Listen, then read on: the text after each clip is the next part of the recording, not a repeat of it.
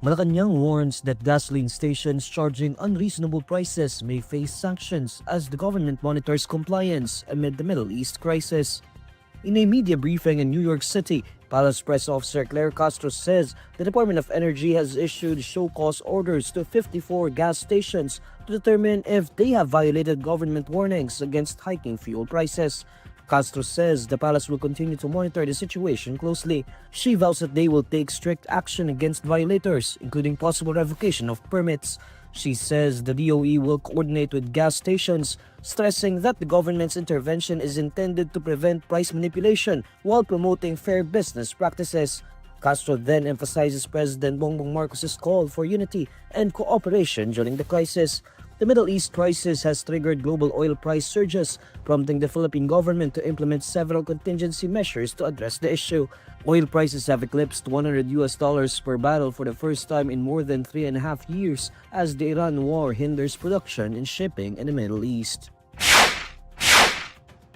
The International Criminal Court prosecution is seeking clarification on the members of former President Rodrigo Duterte's defense team. Based on a document dated March 6, Deputy Prosecutor Mame Manyayan is asking the ICC Pretrial Chamber 1 to confirm in a filing whether the Filipino lawyers cited during Duterte's confirmation of charges hearing are in fact members of his defense team.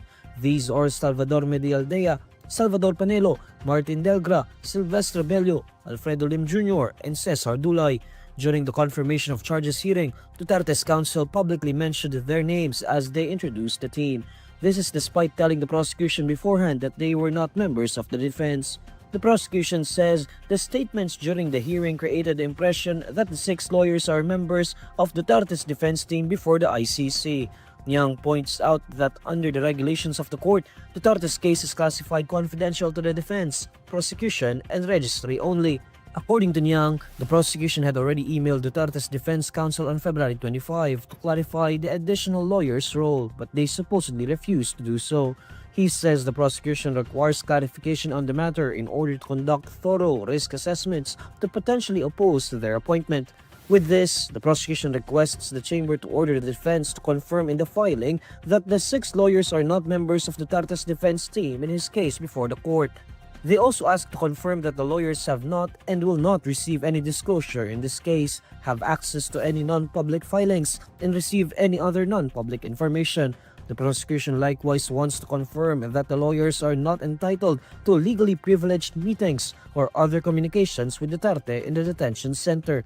Duterte is facing crimes against humanity charges before the ICC due to his administration's bloody war against drugs. Rising Filipino talent Alex Eala is moving to the last 16 at Indian Wells. This after world number 4 Coco Gauff retired due to an injury in their keenly anticipated third-round match. Eala was leading 6-2 2-love when Gauff threw in the towel, having received treatment on her left arm during a medical timeout late in the final set. In a post-match interview, Eala wishes Gauff a speedy recovery. I really didn't want to win this way, but this is still a really big moment for me to be able to play on Stadium 1 of Indian Wells and against such a great competitor. I'm really grateful to be here and I'm super happy. Yeah. To commemorate International Women's Day, Eala also acknowledges all the women who advocated for themselves, including Gauff. Eala also thanks her mother for her support. I want to say thank you to all the incredible women who have paved the way and who have advocated for themselves and for other women. Among them is Coco. So thank you, Coco, for being an amazing competitor and amazing role model. And I really hope that everything is well and you will recover soon. I also want to say Happy Women's Day to my mom, who is there in the stands. I want to thank her for being the amazing woman that she is and for helping me become the woman that I am. And that goes to all mothers. A trainer worked on Gauff's shoulder and arm, and after she was broken in the final game of the opening set, returned to wrap her forearm. It was to no avail, and Gauff went to the net and told Eala she was calling it a day after dropping her serve in the second game of the second set. Eala will face Czech Linda Noskova for a place in the quarterfinal.